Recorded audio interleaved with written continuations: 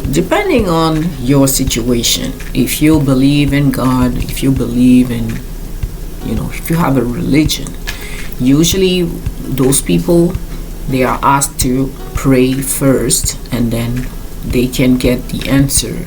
At least you know what's the first step to do. So I am not a religious person, but I believe in my intuition.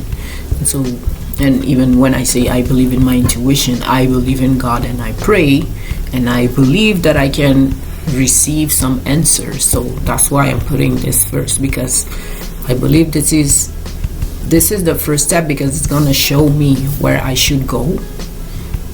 But if you're not in this situation, if you don't believe in God, if you don't believe in what to do in praying, I totally respect that. So you can skip that if you don't believe in it.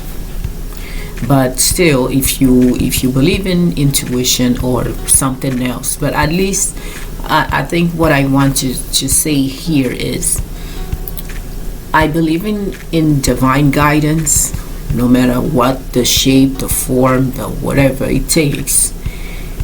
Just make it work for you, and just work with that as a first step. And if you don't believe in divine guidance, just skip it.